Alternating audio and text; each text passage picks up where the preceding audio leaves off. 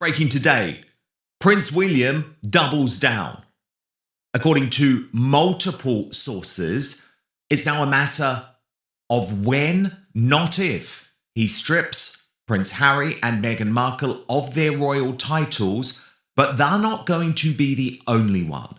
Fascinating reporting coming from News Nation, the US news channel, and its head of entertainment, Paula Frolic, who revealed Prince Harry, the Duke of Sussex, the man who told the world he wanted privacy from the front cover of 4 books, 3 Netflix series, 2 Oprah interviews, and a partridge in a very expensive Montecito pear tree. But here's the thing.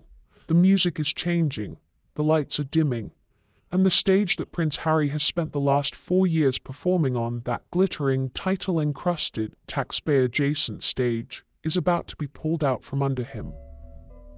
Because Prince William, the future King of England, the man who has sat in near-total silence while his brother lobbed grenades at the institution, the family, and the very country that gave him everything, has finally begun to move. And when William moves, he doesn't stumble forward with a ghost-written memoir and a tearful podcast appearance. He moves with the House of Lords. To understand what's happening right now, you need to understand something that Prince Harry has spent years trying to make you forget. Titles in the British system are not accessories. They are not branding opportunities. They are not Instagram handles with ermine trim. They are constitutional instruments. They carry legal weight. They confer status, privilege. And this is the part Harry seems to have misplaced somewhere between Frogmore Cottage and his therapist's office: obligation. When Harry was given the title Duke of Sussex on his wedding day in May 2018, it wasn't a gift like a Cartier watch or a set of monogrammed towels. It was a contract, an unwritten, ancient, deeply understood contract between the crown and a member of the royal family. You receive the title, you serve the nation, you represent the sovereign, you uphold the dignity of the institution. That's the deal. And Harry, let's be very precise here, broke that deal. He didn't just step back from royal duties. He stepped back, turned around, hired a camera crew, and proceeded to publicly dismantle the reputation of every person who had ever stood beside him. His father, his stepmother, his brother, his sister-in-law, the institution itself, the staff, the courtiers, the entire 1,000-year-old apparatus of the British monarchy, all of it thrown into the bonfire so that Harry and Meghan could warm their hands and sell the footage to Netflix. And through all of it, he kept the title Duke of Sussex, Prince Harry, His Royal Highness technically, even though he agreed not to use the HRH styling. His children Archie and Lilibet became a prince and a princess upon the accession of King Charles III, because that's how the letters patent work. He kept the titles. He monetized the titles. He built an entire post-royal brand on the titles. Every book deal, every speaking engagement, every production credit, Prince Harry, the Duke of Sussex, it's right there, on the spine of Spare, on the Netflix title card, on the Bet Up leadership page, on everything. The titles are the product. The titles are the grift. And now, finally, belatedly, but with gathering momentum, the mechanism to remove them has begun. Let's talk about Prince William for a moment. Because to understand what's happening, you need to understand the man who is making it happen. William has been criticized, relentlessly I might add, by the Sussex media machine and its network of sympathetic journalists and paid commentators, for being cold, for being distant, for being, and I quote from one particularly breathless piece in a certain American outlet, emotionally unavailable and institutionally rigid. You know what another word for institutionally rigid is? Strategic. William watched, for 4 years William watched. He watched his brother sit on Oprah's garden furniture and accuse the royal family of racism. He watched Meghan Markle claim she was denied mental health support while living in a palace with a full-time staff of 40. He watched Harry publish Spare, a book in which William was portrayed as a physically aggressive, emotionally stunted villain in his own brother's origin story. And William said almost nothing, a word here, a brief statement there. The occasional carefully managed appearance with Catherine that radiated warmth and duty and stability. Everything Harry's public life radiated the opposite of. Critics called it weakness. Cowardice, even, it wasn't, it was pain. Prince William to change the monarchy forever, no titles for Beatrice or Eugenie. And she writes, Prince William is gearing up to become king sooner rather than later, I'm told. And his vision for the monarchy is going to look very different from his father, King Charles's reign. She goes on.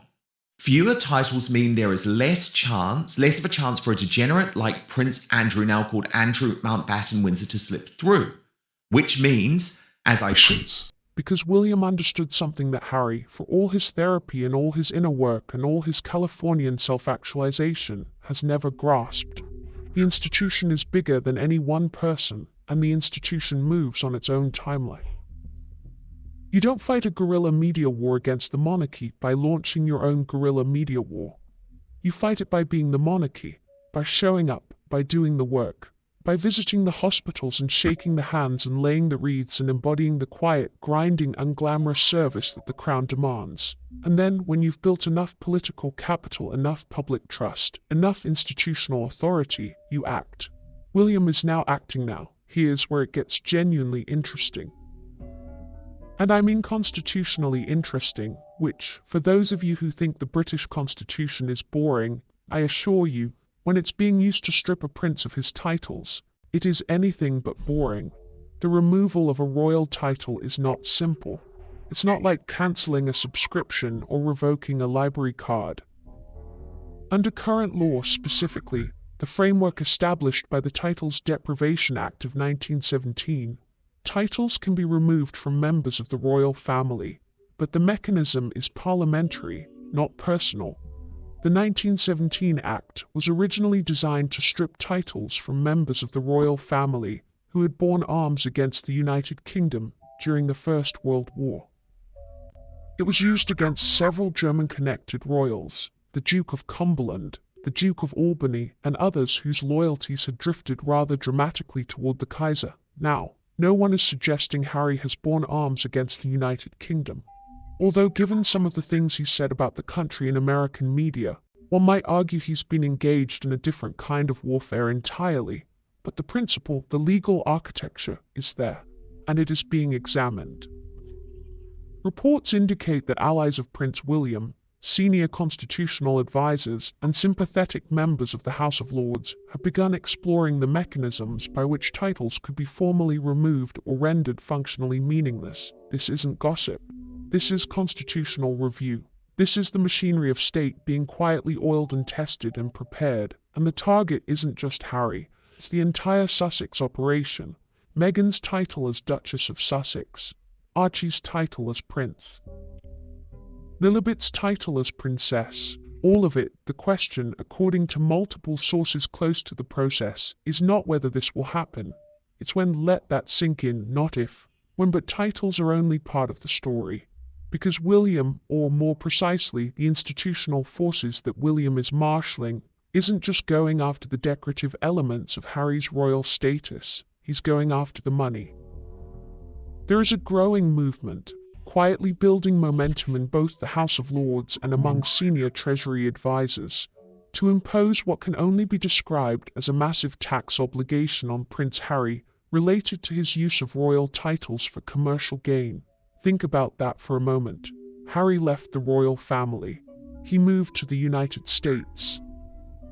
He signed contracts with Netflix, Spotify, Penguin Random House, and BetterUp, contracts collectively worth, by conservative estimates, well over $150 million. And in every single one of those contracts, the value proposition, the product, was his royal status. Netflix didn't sign Harry Mountbatten Windsor, private citizen and enthusiast of polo. They signed Prince Harry, the Duke of Sussex. Penguin Random House didn't pay $20 million for the memoir of a random 38-year-old man with a complicated family. They paid for the memoir of a prince. The title is the brand. The brand is the business. The business generates income. And income, particularly income derived from a constitutional title granted by the British Crown, should the argument goes, be subject to British tax, not American tax. British tax. The legal theory being explored is elegant in its simplicity. If Harry is using a title that is constitutionally the property of the Crown to generate private commercial revenue, then Previously reported Harry and Meghan will lose their titles as well as Princesses Beatrice and Eugenie. Now, Angela Levin, our royal mastermind, this is something, of course, that I've been reporting for some time. William was very determined to try and make his father be tough, not just on Andrew and Sarah Ferguson, the former Duchess of York, but also on Harry and Meghan. And of course, he wasn't. He was weak. He wanted Andrew to sort of of that revenue, potentially a very significant portion, should be returned to the public purse. The title was granted in the public interest. Its commercial exploitation was never authorized. Therefore, a compensatory tax is not only appropriate, but arguably overdue. Now Harry's lawyers will fight this. Of course they will. Harry's lawyers fight everything. That's what happens when you have an unlimited budget for legal warfare and a limitless appetite for grievance. But the political will is building. The constitutional framework is being constructed. And the man driving it, quietly, methodically, with the patience of someone who has been preparing for this moment for years, is Prince William. We should talk about Meghan. Because in any discussion of Harry's downfall, and yes, I'm comfortable calling it a downfall at this point, Meghan Markle is not a supporting character. She is in many ways the architect. I want to be careful here, because criticism of Meghan Markle is often, lazily, cynically, and deliberately, conflated with racism or misogyny. It is neither. Criticism of Meghan Markle is criticism of a public figure who has made public choices and told public lies and generated public controversy, and who has profited enormously from all of it. Meghan Markle entered the royal family, and within approximately 18 months, determined that the institution was not going to reshape itself around her preferences. The institution, which has survived civil wars, world wars, abdications, scandals, and the entirety of human history since the Norman conquest, was not going to fundamentally alter its 1,000-year-old operating procedures, because a former actress from Northwestern thought the curtsy protocol was outdated. And so Meghan did what Meghan does. She left. She took Harry with her. And she built a narrative, a brilliantly constructed, emotionally manipulative, factually questionable narrative, in which she was the victim, the institution was the villain, and Harry was the noble prince who chose love over duty. It's a beautiful story. It's also, by virtually every credible account, substantially untrue. The Oprah interview contained claims that were subsequently contradicted by documentary evidence. The Netflix series presented a version of events that palace insiders, and notably Harry's own family members, have categorically denied. Spare contained anecdotes that were, shall we say, creatively remembered, and through all of it Meghan held onto the title, Duchess of Sussex. She used it on her jam jars, she used it on her lifestyle brand, she used it on her Archetypes podcast. She wielded it like a weapon and a shield simultaneously, demanding the respect that comes with royal status while rejecting every obligation that accompanies it. The title removal, if and when it comes, will strip Meghan of the one thing she has left from her royal adventure, the brand. Without Duchess of Sussex, Meghan Markle is Meghan Markle, a former television actress with a lifestyle website. And the market for former television actresses with lifestyle websites is, to put it diplomatically, saturated. This is the part that's genuinely difficult. Because Archie and Lilibet, whatever you think of their parents, are children. They didn't choose any of this. They didn't choose to be born into the royal family. They didn't choose to be removed from the royal family. They didn't choose to be used as leverage in their parents' ongoing war with the institution. But the constitutional reality is clear. If Harry and Meghan's titles are removed, the children's titles go with them. Prince Archie becomes Master Archie Mountbatten-Windsor. Princess Lilibet becomes Miss Lilibet Mountbatten-Windsor. And you know what? They'll be fine. Millions of children around the world grow up without royal titles and manage to lead perfectly happy, perfectly normal, perfectly fulfilling lives. The loss of a title they never asked for and have never used in any meaningful way is not a tragedy. It's a bureaucratic adjustment. The tragedy, the real tragedy, is that their parents put them in this position. Harry and Meghan chose to weaponize their children's titles in the media war against the royal family. They chose to make Archie and Lilibet's status a public issue. They chose to use their children as bargaining chips and sympathy generators. And now, when the consequences of that choice arrive, they will undoubtedly present it as yet another act of cruelty by the heartless institution. More victimhood, more interviews, more Netflix specials. The cycle continues. Until it doesn't, so where does this end? It ends, I think, with Harry standing in his Montecito mansion, the one with the 16 bathrooms and the chicken coop named after his dead mother's home, holding a letter from the Crown informing him that he is no longer His Royal Highness, no longer the Duke of Sussex, no longer Prince of the United Kingdom, and no longer entitled to use any royal styling, designation, or heraldic device for any purpose, commercial or otherwise. It ends with Meghan Markle, stripped of the title Duchess, trying to sell American Riviera orchard jam on the strength of her own name rather than the name of a family she has spent half a decade attacking. It ends with Harry finally getting what he always said he wanted: a private life. The great irony, the cosmic, almost Shakespearean irony, is that this is what he claimed to desire all along: freedom from the institution, liberation from the goldfish bowl. A life unburdened by the weight of royal expectation. Well, Harry, be careful what you wish for, because freedom, real freedom, means standing on your own. It means being valued for what you do, not for what you were born into. It means earning your place in the world without the crutch of a title that was given to you by the very institution you've spent years trying to destroy. Prince William understands this. He's understood it his entire life. Duty isn't a prison. Service isn't a cage.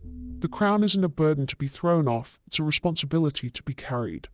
And William has carried it with grace, with dignity, and with a quiet, steely determination that his brother has never possessed and never will. The title removal is coming. The tax obligations are coming.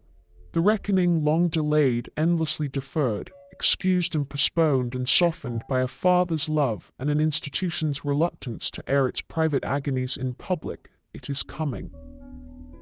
And when it arrives, when the letter is signed, when the parliamentary motion is passed, when the ancient machinery of the British Constitution finally, irrevocably, turns, Harry will discover something that the rest of us have known for a very long time.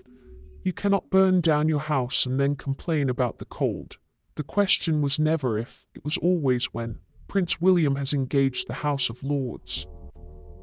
The question of a substantial tax on Harry's commercial use of royal titles is no longer theoretical. The removal of titles from Harry, Meghan, Archie and Lilibet is, according to those closest to the process, a matter of scheduling, not principle. The principle was settled a long time ago. Harry settled it himself. I want to start somewhere that most commentators don't, because most commentators are in too much of a hurry to get to the drama. I want to start with who Harry was before Meghan.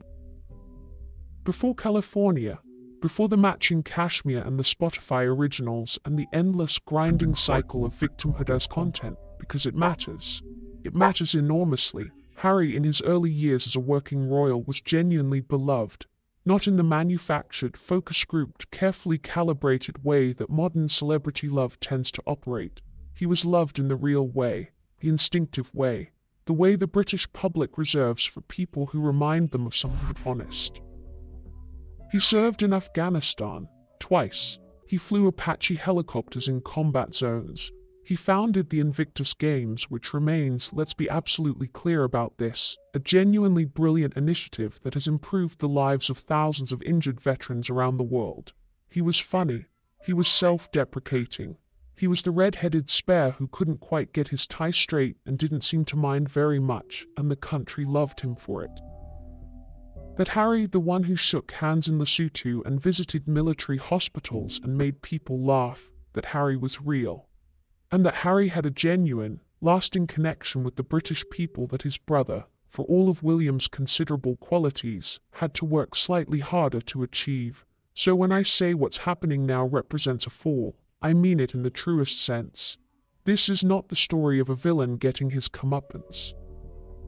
This is the story of a genuinely likable man who made a series of choices, each one compounding the last. That wasn't enough. So 2 weeks later, we had this letters patent, which completely changed the way that royal titles can now be removed in the future. And there is this growing consensus backed up by this new News Nation report that Harry and Meghan will be next.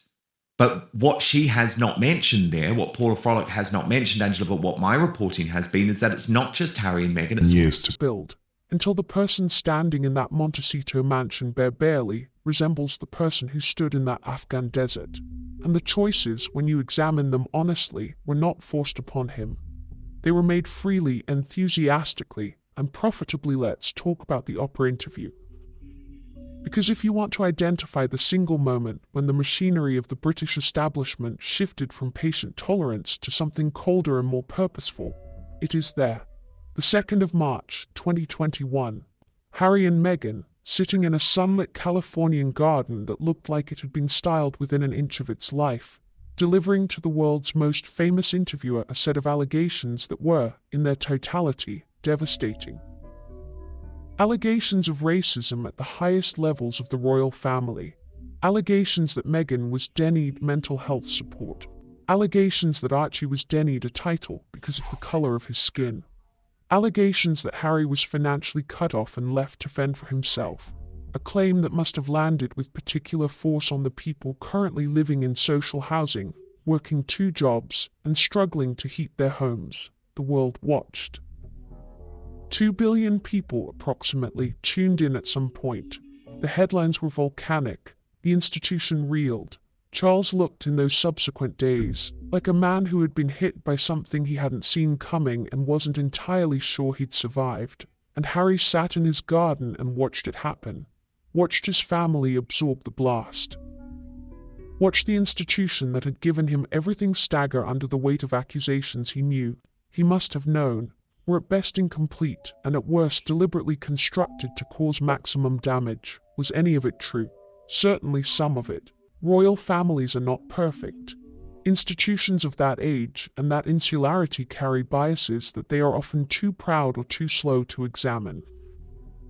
There are legitimate criticisms of the monarchy to be made, and they should be made, and some of what Harry and Meghan described was rooted in genuine experience. But the interview wasn't journalism.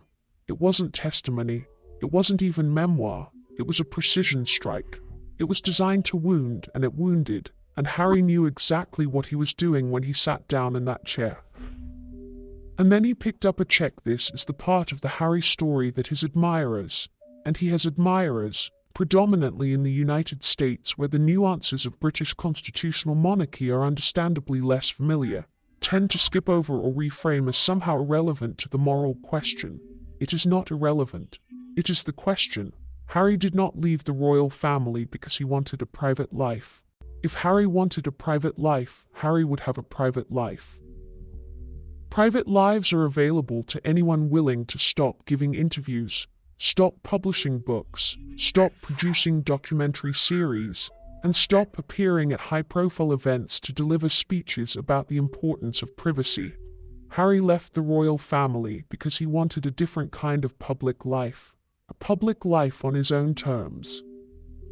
A public life unconstrained by the protocols and obligations and unglamorous daily grind of actual royal service, but still illuminated, still valuable, still commercially potent because of the titles. Always because of the titles. The Duke of Sussex, the Prince, the member of the royal family who chose freedom. That is the product. That is what Netflix bought. That is what Penguin Random House paid for. That is what fills arenas when Harry gives a speaking engagement at $100,000 a night.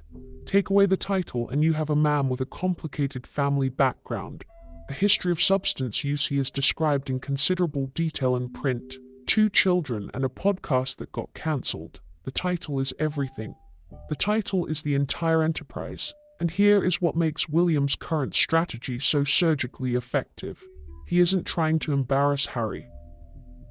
He isn't trying to humiliate him or punish him or drag him through the tabloids. The tabloids have been doing that quite efficiently without any assistance from the Prince of Wales.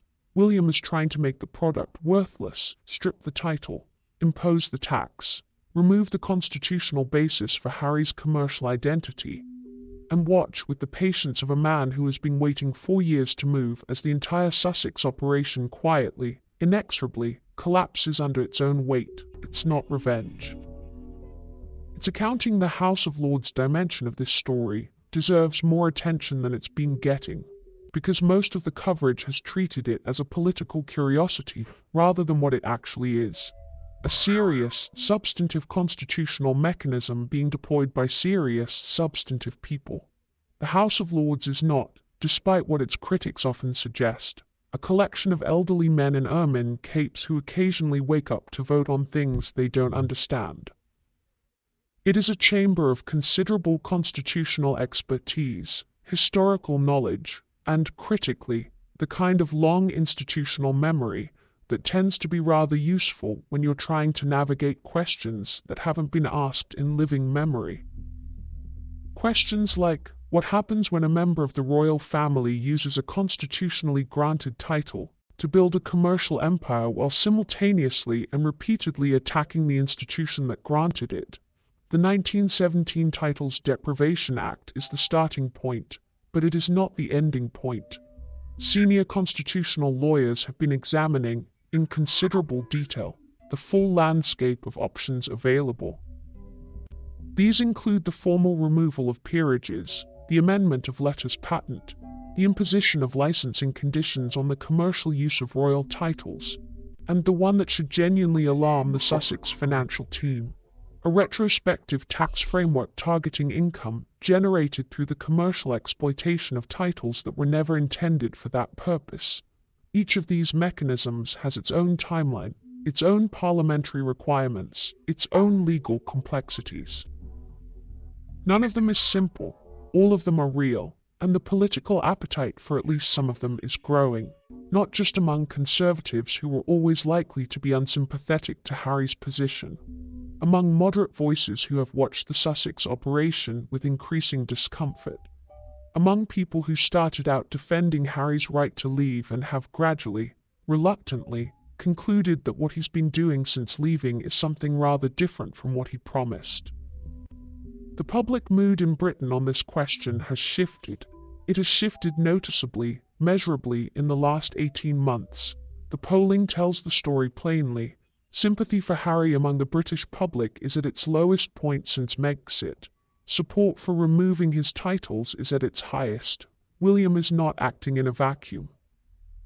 He is acting with the wind at his back. Let us spend a moment on the financial picture, because the numbers are important, and they tend to get lost in the emotional weather of this story. Harry and Meghan's commercial deals since leaving the royal family are estimated, conservatively, to be worth in excess of $150 million. Some estimates place the figure considerably higher. The Netflix deal alone, originally reported at around $100 million for multiple projects, was by any measure one of the most valuable content contracts signed in that period by anyone, anywhere in any field. $100 million for content, from a man who says he just wants to live quietly. The Penguin Random House deal for Spare was reported at around $20 million. The Spotify deal, before it was terminated following the cancellation of the Archetypes podcast, was worth approximately $18 million. Speaking engagements, brand partnerships, and assorted commercial activities add further tens of millions. Now, here is the question that the House of Lords is beginning to ask in formal terms, and that an increasing number of constitutional lawyers are asking in professional terms, and that a growing portion of the British public is asking in very direct and not particularly polite terms. On what basis was this money earned? Not in the philosophical sense. In the strict legal and commercial sense. When Netflix signed Harry, they were signing a prince. When Penguin Random House published Spare, they were publishing a prince's memoir. The commercial value of every single deal in the Sussex portfolio derives, directly and demonstrably, from Harry's status as a member of the British royal family. That status was conferred by the Crown. It was not purchased. It was not earned in a conventional commercial sense. It was granted as part of a constitutional arrangement, on the understanding that it would be used in service of the Crown and the nation. Harry has used it in uncancelled after show available every weekday with no advertising whatsoever. You can also message me direct on there. That's www.outspoken.live. I hear lots of muddles. One person tells me one thing, another something quite differently. So I can't say which way it's going. But I do feel that actually having done it once with Andrew, you can do it again with service of his bank account. The argument that this constitutes a form of unauthorized commercial exploitation of a Crown asset is not frivolous. It is not the argument of royalist fanatics or tabloid grudge holders. It is a serious legal proposition being examined by serious legal minds at the serious instruction of the people who are going to be running this country for the next several decades. And if it succeeds, even partially, even in a modified form, the financial consequences for the Sussexes would be significant. Potentially transformative. I've been somewhat restrained up to this point on the subject of Meghan Markle. Partly because this is primarily Harry's story. He is, after all, the one with the constitutional title and the blood connection to the Crown. But mostly because the narrative around Meghan has become so thoroughly poisoned from every direction that honest assessment has become genuinely difficult. So let me try. Meghan Markle is an intelligent, driven, exceptionally ambitious woman who identified an opportunity and pursued it with a focus and a discipline that in any other context would be entirely admirable. She met Harry, she recognized what Harry represented, and she made choices, deliberate, strategic choices, to position herself in a way that maximized the commercial and social value of that connection. None of that makes her a monster. It makes her a pragmatist. And in a society that rewards pragmatism, she was, for a while, enormously rewarded. But pragmatism without scruple eventually runs into consequences. And the consequences, in this case, are constitutional. Meghan is the Duchess of Sussex because she married Harry. The title is entirely derivative. It exists because of a British constitutional arrangement that she has spent years publicly and profitably undermining. And when that arrangement is unwound, when the title is removed, when the legal basis for the commercial identity disappears, she will be left with something considerably more modest than what she arrived with, the lifestyle brand. The jam, the rose wine, the Netflix cooking show. These things can exist without the Duchess title. They just won't be worth anything like as much. The premium that the Sussex brand commands in every commercial context comes entirely from the royal connection. Without the royal connection, it's just another celebrity wellness play in a market already drowning in celebrity wellness plays. Meghan is a smart enough woman to know this. She has known it for some time. Which is why, if you watch the arc of the Sussex commercial operation over the last 18 months, you can see a subtle but unmistakable shift, an attempt to build brand equity around Meghan as herself rather than Meghan as Duchess. The personal branding, the return to her own name in certain contexts. The pivot toward a more standalone identity. It's a hedge. It's a preparation for a world in which the title is gone. And the fact that it's happening tells you everything about what the people around the Sussexes believe is coming. And then there are the children, Archie, Lilibet, two small people who did not ask to be born into this story and who have been from the very beginning used as characters in a narrative they cannot consent to, cannot understand, and cannot escape. Harry and Meghan fought, publicly and bitterly, for their children's titles. They insisted on it. They made it a public grievance when it was initially unclear whether Archie would receive a princely title upon Charles's accession. They placed their children's royal status at the center of their public identity in a way that was deeply revealing about their actual relationship with the institution they claimed to want distance from. You don't fight for titles you don't value. You don't build a public identity around titles you genuinely want to leave behind. You don't put your children's princely and princess status on the public record.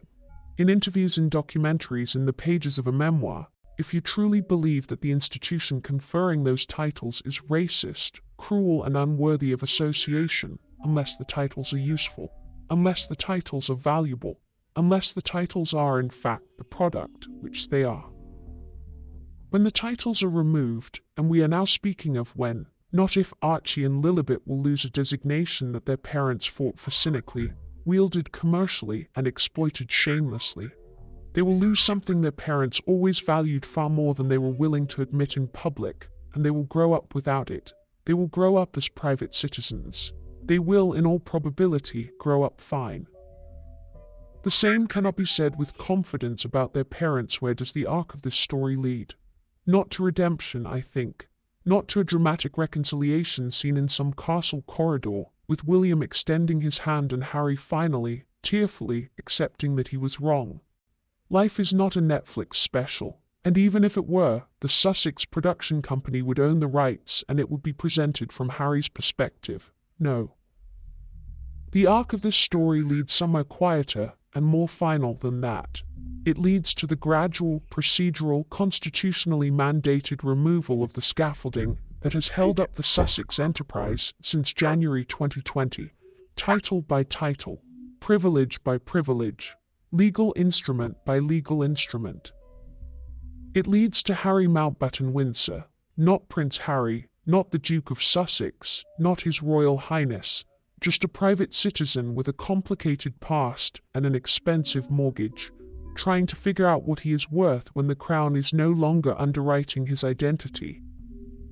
It leads to William, steady and patient, and carrying the full weight of his inheritance, watching from across an ocean as the consequences of his brother's choices unfold in exactly the way that anyone with a clear view of constitutional reality could have predicted they would. William didn't create this situation. Harry did. Meghan did. Choice by choice and interview by interview and chapter by chapter, they built a beautiful, glittering, commercially lucrative structure on a foundation they were simultaneously dynamiting. And now the foundation is gone, and the structure is going with it, and the only question is how much of the surrounding landscape gets damaged on the way down. There is a lesson in all of this. A simple one, almost embarrassingly simple given the extraordinary complexity of the constitutional, political, and personal drama surrounding it. You cannot have it both ways. You cannot be a private citizen and a prince. You cannot denounce an institution and profit from it.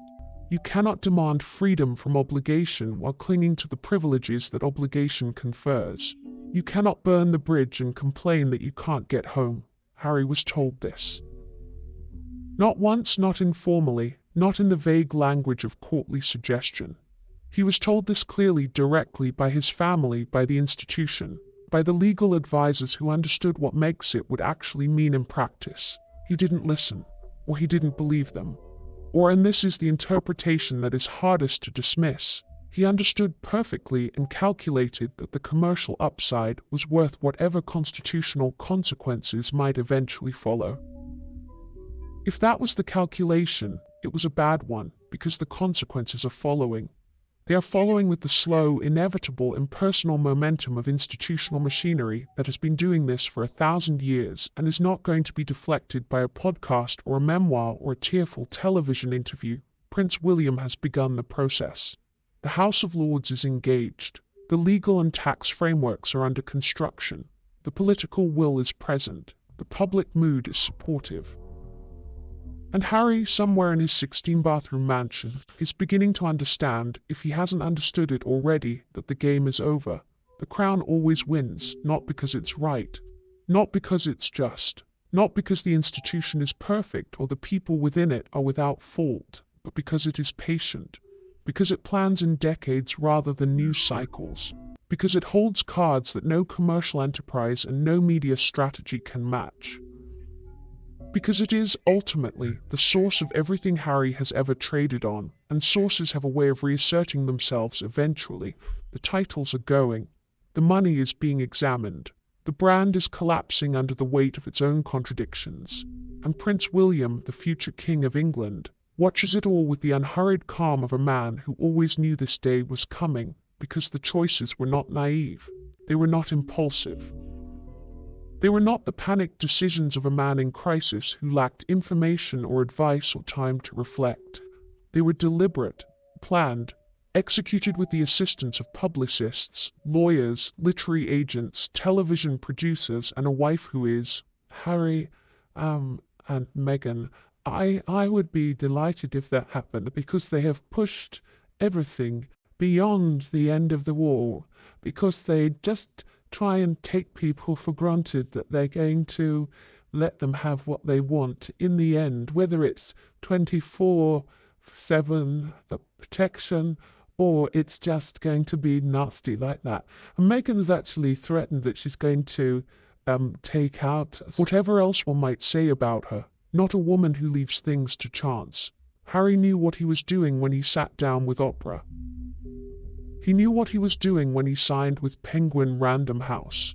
He knew what he was doing when he approved the Netflix documentary that included footage his family considered private, conversations they considered confidential, and allegations they considered false. He knew, and he proceeded. So the question isn't whether Harry understood the risk. The question is whether he understood the full architecture of what he was risking. Whether he understood, truly and completely, that the institution he was attacking had tools available to it that no amount of California sunshine or streaming revenue could neutralize. Whether he understood that William was watching, and learning, and waiting. The evidence suggests he did not, or that he did and gambled anyway. And that the gamble, which looked for a time like it might pay off, is now coming apart in ways that even his most pessimistic advisors probably didn't fully anticipate. To understand the mechanism of what is now happening, you need to appreciate something about the way the British establishment actually works. Because there is a version of it that gets presented in the media, and particularly in the American media, which tends to view British institutions through a lens shaped more by Downton Abbey than by constitutional reality. That is almost entirely wrong. The British establishment is not a collection of pompous aristocrats sitting in wood-paneled rooms making arbitrary decisions based on tradition and snobbery. It is in fact one of the most sophisticated and adaptable power structures in human history.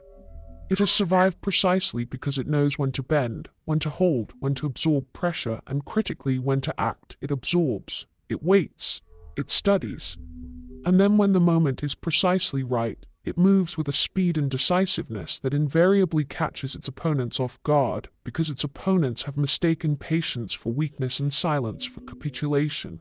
Harry made that mistake. He mistook the institution's reluctance to engage in public warfare as evidence that it couldn't fight back. He mistook William's silence as evidence of resignation or defeat. He mistook the absence of immediate consequences as evidence that consequences weren't coming. They were always coming. The machinery now in motion involves several distinct but interconnected tracks. There is the constitutional track, which concerns the formal mechanism of title removal and the parliamentary procedures required to execute it. There is the financial track, which concerns the tax implications of Harry's commercial exploitation of royal titles. There is the diplomatic track, which concerns Harry's increasingly complicated relationship with both his American residency and his British legal obligations. And there is the political track, which concerns the growing appetite among elected and appointed officials in the United Kingdom for a resolution that reflects the public mood. Each track is moving. Each track is gaining momentum. And they are not independent of each other, they are interconnected, mutually reinforcing, and collectively aimed at the same destination: the removal of everything Harry built his post-royal life upon. The financial track deserves particular attention, because it is the one that the mainstream coverage has most consistently underplayed, and it is arguably the one with the most immediate and dramatic consequences for the Sussex household. Here is the core of it, stated as plainly as possible. Harry and Meghan have earned, by conservative estimate, somewhere between $150 and $200 million since leaving the royal family. This figure encompasses the Netflix deals, the Penguin Random House advance, the Spotify partnership, speaking engagements, brand associations, and various other commercial activities.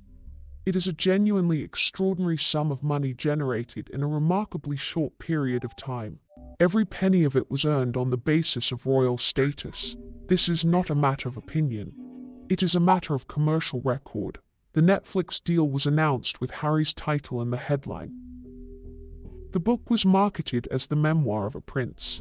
The speaking engagements are booked because audiences are paying to hear from a member of the British royal family.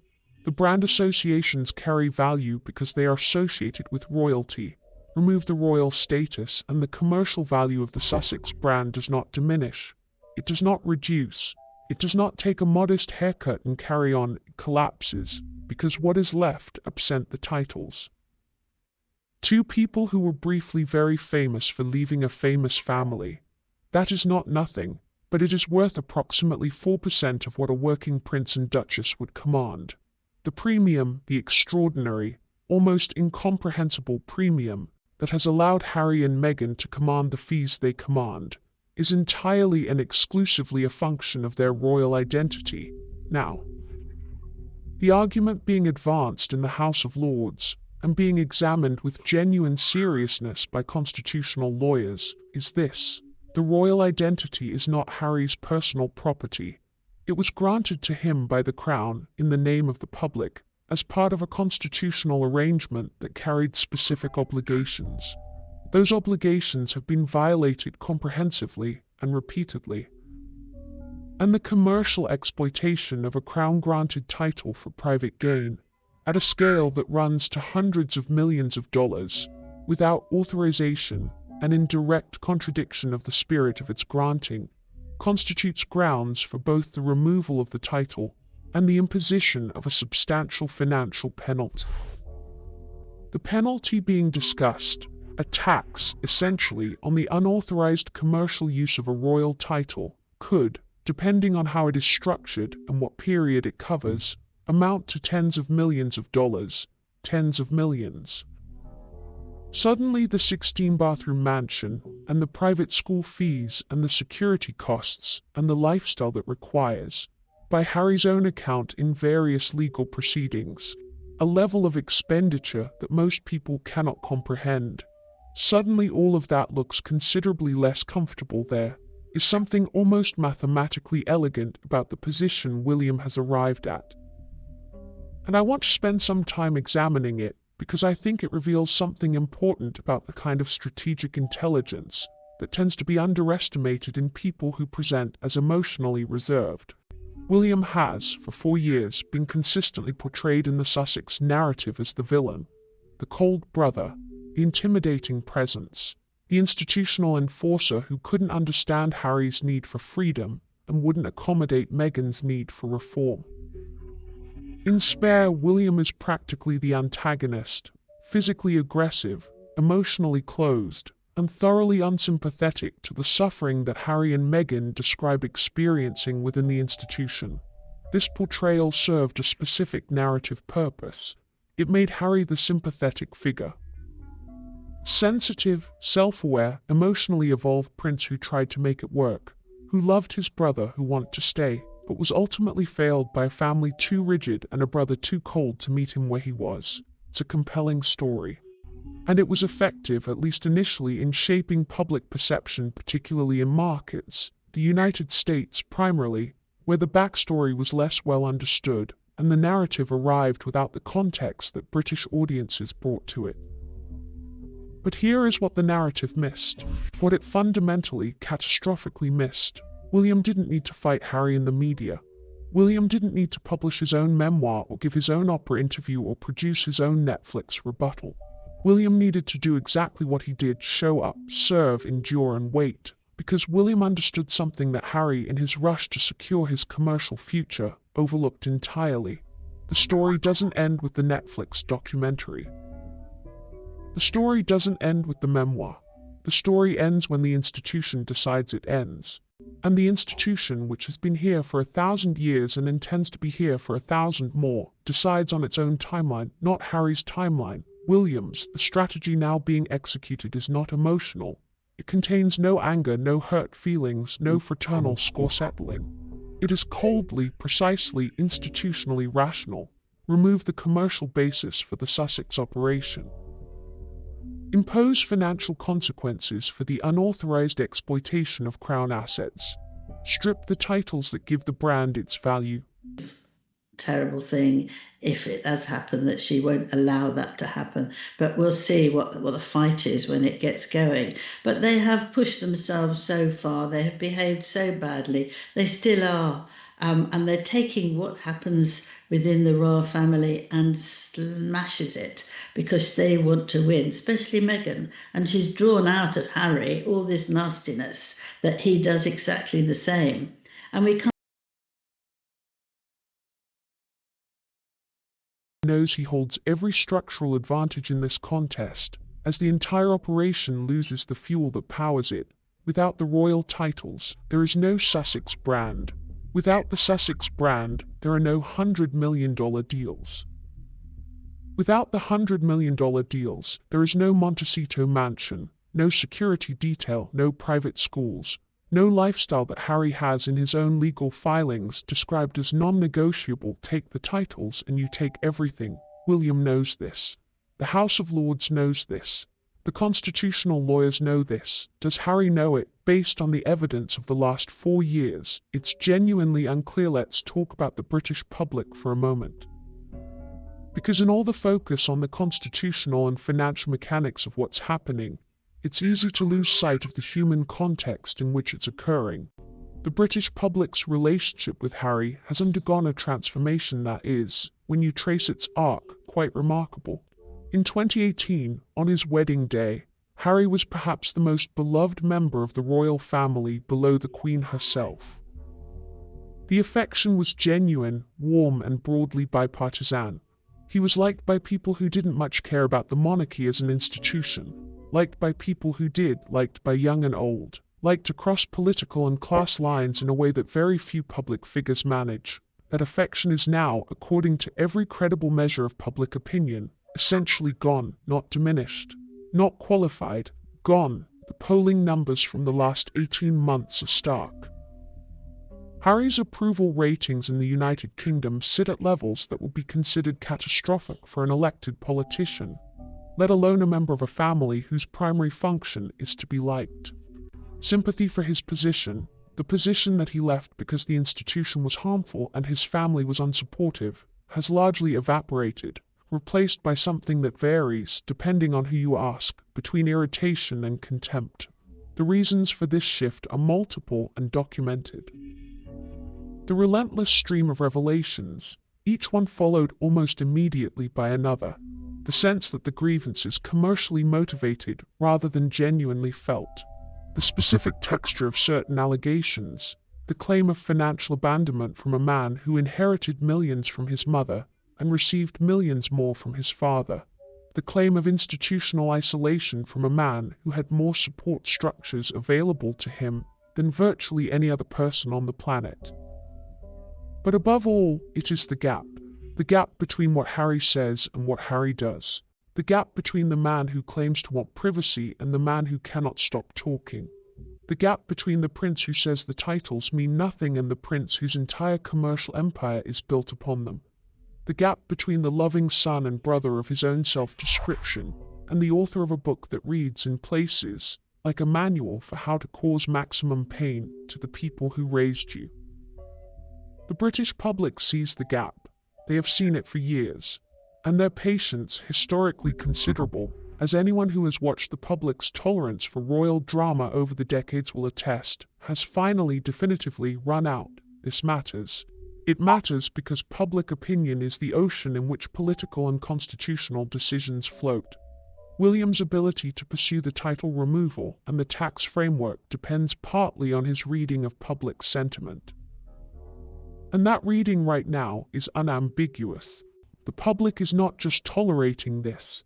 They are demanding it. I want to address something that comes up whenever this subject is discussed, because it will come up in the comments below this video, and it deserves a direct response rather than an eye roll.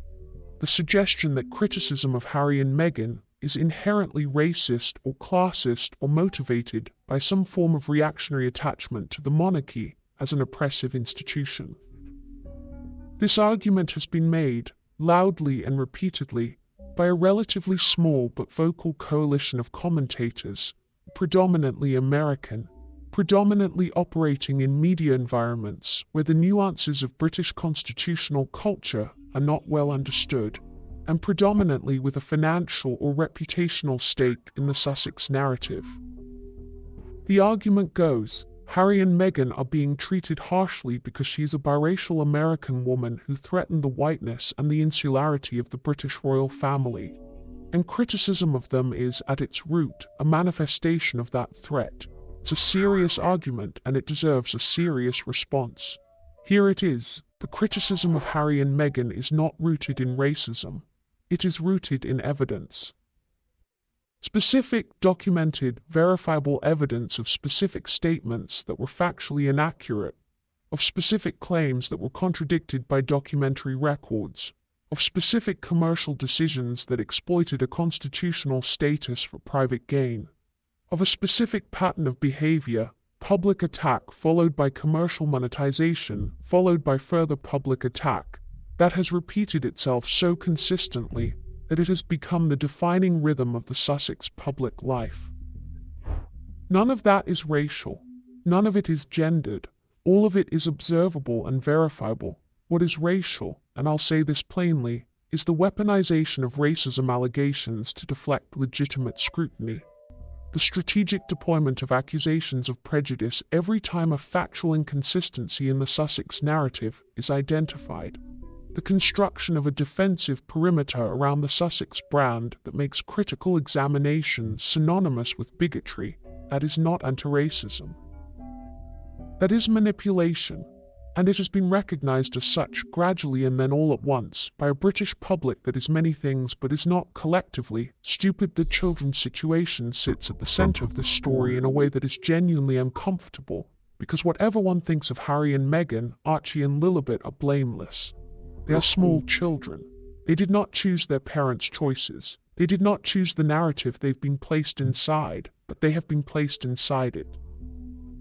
Deliberately, repeatedly, their names, their images, their titles, their relationship with their grandparents, their racial identity, all of it has been used as material in their parents' public campaign. Archie's skin color was discussed in a globally broadcast interview before the child was old enough to understand what skin color meant. Lilibet's name became the center of a public controversy about whether the Queen had approved it before the child had taken her first steps. These are not the choices of parents who want to protect their children from public life.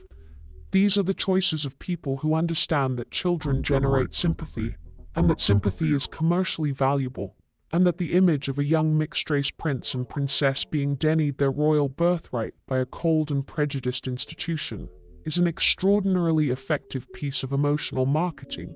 It is marketing, and the product being sold is victimhood. When the titles are removed, and we return, as always, to when rather than if Harry and Meghan will present it as an act of cruelty against their children, they will grieve it publicly, they will discuss it in interviews, they will probably produce content about it. And the children who are being raised in a household where private pain has a production budget and personal trauma has a distribution deal will grow up understanding their family story through the lens of the narrative their parents have constructed. That is not the fault of the Crown. That is not the fault of William. That is not the fault of the institution, or the House of Lords, or the constitutional lawyers, or the British public.